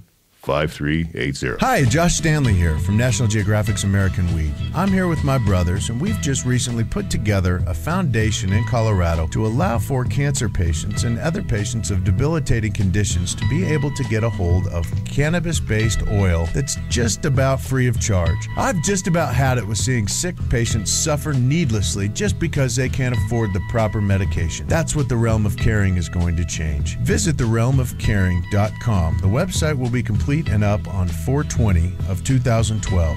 But until then, please contact any of us Stanley brothers directly through email. You can get us at gratefuljosh@hotmail.com. Now come on, Colorado. We need to take care of each other. Join the Realm. That's realmofcaring.com. Thank you so much. Dixie Elixirs and Edibles, the nation's premier infused product manufacturers, brings you the newest in hemp CBD wellness products, Dixie X. Derived from CBD for medicinal hemp, this non-psychoactive cannabinoid provides the medicinal effects of cannabis, but without the high. Join the Dixie X revolution today at www.dixiex.com or like us on Facebook, Dixie X or Dixie Elixirs.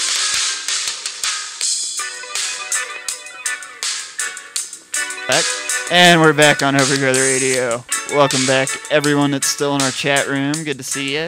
Hello, Miss Holly. Hello. I want to thank my wonderful producer, Sam, who we moved out from Pennsylvania, made him an intern, and then like 2 weeks later, taught him how to produce. He does an awesome job for us here. Thank you, sir.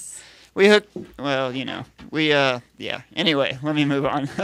Welcome back, Angela. We're joined by Amgela Bacca. I am not good at that. And I have Italian roots, so that's not really good that I'm bad with my silent A's. Bacchus is the Roman god of wine, partying, and sex. Oh, wow. Spicy. Uh-huh. See, her and I get along great. I like wine and you know, and all the rest. Yes, and meatballs. Right. So, anyway, we are...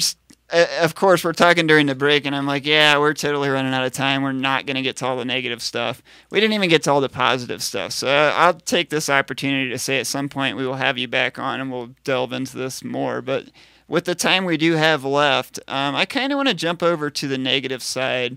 And again, just start with the biggest one that you see out there, the biggest kind of lie, if you will, for lack of a better term, that's been flying around for decades. You know, it's kind of like, listen, I don't really think that there's any one bad thing that is the linchpin, because I think that public opinion has changed so much that it's okay. If you take the issue like abortion, mm-hmm. there will be people who will always be in favor of it, and there will be people who will always be opposed to it, and they will never change their view, no matter what you say. And I think that to a less severe state, it's the same for marijuana. There are some people who just, it's ingrained in them, and there's nothing that can convince them. And I don't even know what they say anymore, because I have a good response to all of it. So. I mean, I'm with you. As I talked about, both of us coming from conservative families, I still have family members that way. And I found out that my dad was a in the closet smoker, and so both my parents are in support of marijuana. My mom, particularly, became very in favor of medical marijuana when I was diagnosed with Crohn's disease, and I was told that I would have to have surgery every 2 years to remove parts of my colon, and I stopped taking all my pills and started smoking pot, and awesome. I haven't had a problem in 8 or 9 years. I'm right there with you. I suffered a failed back surgery, and I'm down to next to nothing anyway on my medications. Isn't that amazing? It is. Right, and there's really almost no reason to take all those pills. There really isn't. They're poison. I mean, we talked about that with Mike Hyde. What little Cashy went through at such a young age with taking Dilaudid, and I mean that's heroin, and they were giving it to a 2-year-old. It's horrible. Right. Well, okay. I think that is something then that we could talk about as far as negativity. Is that it's really unfortunate that people will be afraid of medical marijuana, or they will be opposed to legalization because of the drug use aspect of it, of the high of it. But we have made it completely socially acceptable to take anything that comes from a doctor that has a range of side effects like suicide, weight gain, vomiting, anal leakage, and that's fine, and that's completely socially acceptable for people to take those pills. But we talk marijuana, and it's, oh no, you're gonna get on drugs. You're already on drugs. Isn't that crazy? Caffeine, you're on drugs. Yeah. Well, I make that argument all the time that people die every year of caffeine, and like you said in the beginning of the interview, that people don't die from cannabis. And Tylenol. Right. People die from eating McDonald's. Absolutely, every day. We live in a fat country. Right. We are. Let's talk about fat people. I mean, that's a more serious issue than marijuana. Oh, absolutely. Obesity and diet in general. We could go on for another 2 hours there. Unfortunately, we're kind of running short on time here. I've got to plug a couple other things. That's how we stay alive here. Can I invite you back on at some point? A couple months down, you can give us a little update on what's happening in Cali. I had fun. Of course, me too. Well, thanks for being on, and tell us again your websites so we can keep track of you.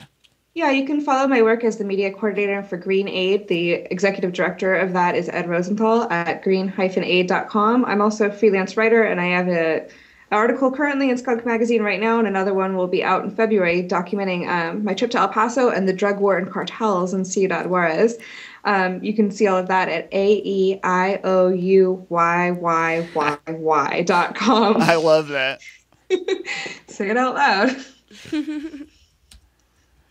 All right. Well, yeah, I'm sorry, there was a pause there. I thought Holly was taking you out. Well, again, Amgela, thanks a ton, and you guys keep up the great work. I'm sure we'll talk soon. Thank you guys. I've made a mutual friend in Shelley, so I know you're all good people, and we welcome you back anytime. Great. Thank you so much. Absolutely. Enjoy your night.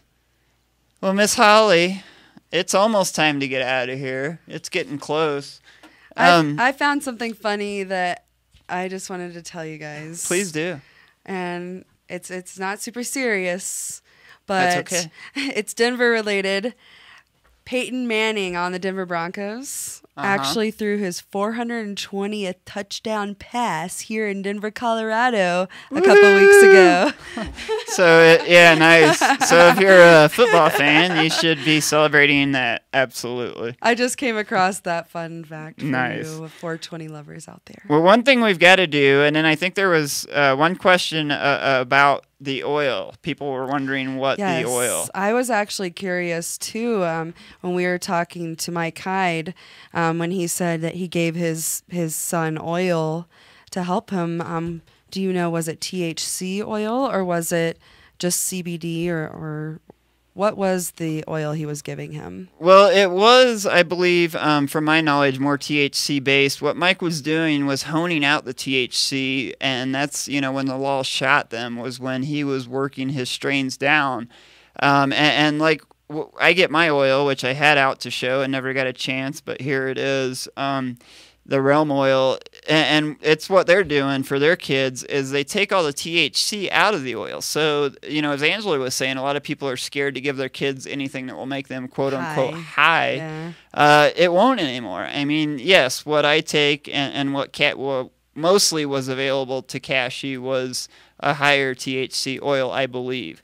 I know that he did get some higher CBD oil towards the end, but, it is what it is. Right. That's why he was on tonight. That's why we will have Mike on probably about once a month and continue to fight for children everywhere. And I just want to continue that on and remind people. Normally I give a big talk, but I want to remind remind people to check out all the other great shows here on iCannabis Radio pretty much every night of the week. We want to welcome our newest sponsor, if you will, real quick. I'm a coffee drinker, so Organo Gold, is that the company's name? Because it's you brought Rocky them Mountain on. Organigold. There you go. .com. Absolutely. Good and coffee. We're it's drinking healthy it here stuff. right now. Yeah. We are. Mine's finished, though, which it's usually good. that means the show's about finished if that's the thing. And we like staying healthy, just like Mike said. Everything you put in your body could have an impact on your future and your kids' future. Yes, the old cliche saying, your body's your temple, take care of it. So before we get out of here tonight, I want to thank you guys again for helping me put on a great show, but I want to remind people that, there are so many kids dying every day of diseases like cancer and diabetes, and the list goes on and on and on. And what science is showing us is that cannabis saves these kids. What it's our job to do, not just my job behind the mic or Holly's or Sam over here producing, but every single person out there that listens to this show or just in general, you have got to educate other people. It's not until we educate everyone that we win this fight and all of those kids get a chance to live. And as a parent, I'd like to see all those kids have a chance to live. So until next week, just do us a favor and go out and talk to somebody. Talking's easy. Smile and say hi. We love all you guys. Thanks for tuning in. We'll be back next week on Overgrow the Radio. Peace. Dixie Elixirs, the patient's choice for alternative medical marijuana treatment, brings you Dixie Botanicals all-natural topical therapy, including massage oil, pain relief salve, and our newest product, Dixie Botanicals Pain Relief Lotion. This all-natural lotion pairs beautifully with Dixie Botanicals bath salt for a deeply relaxing experience with no psychotropic effect. Like us on Facebook, Dixie Elixirs, or join us at www.dixieelixirs.com. The law offices of Edson, Mayton, and Matz provide criminal defense, medical marijuana defense, and advice about setting up and running medical marijuana centers, optional premises cultivation operations, and infused product manufacturing businesses throughout Colorado. With offices in Denver and Aspen, we can offer assistance throughout the entire state of Colorado. Give us a call at 303-831-8188. That's 303-831-8188. Or visit us online at warrenedson.com. Hi, I'm Josh Stanley. And I'm Jesse Stanley. Two of the brothers here from National Geographic's American Weed, and we'd like to invite you to come into our dispensaries in Colorado Springs. Come in for the most pure organic strain selection in Colorado. It's all hand-grown by the Stanley brothers, especially for our patients. So come in and visit us at our two locations, East Platte and West Colorado. And remember, always be kind to each other. That Mad Hatter Smoke Shop has everything from space glass to butane and butane accessories, I tell you what. Located at 6091 West Colfax in Lakewood, and now at 2615 Walnut Street in Denver. Ah! God damn it, Reclaim, put your pants back. The Hemp Connoisseur is Colorado's premier guide to hemp culture. Our mission is to elevate the image of the medical cannabis and hemp industries to create widespread acceptance for all of the uses of the cannabis plant. You can find the Hemp Connoisseur in over 200 7-Elevens, your local dispensary, MMJ doctor offices, and tattered covered bookstores. Also, visit us online at thcmag.com or download our brand new app for your smartphone. The Hemp Connoisseur is Colorado's premier guide to hemp culture. Our mission is to elevate the image of the medical cannabis and hemp industries to create widespread acceptance of the cannabis sativa plant. You can find the latest issue of the Hemp Connoisseur at more than 200 7-Elevens, your favorite dispensary, MMJ doctor offices, and tattered covered bookstores. Do you consider yourself a cannabis connoisseur? Then come be a part of the Hemp Connoisseur's first cannabis championship. Visit us at thcmag.com for info on how to sample the best medicine Colorado has to offer.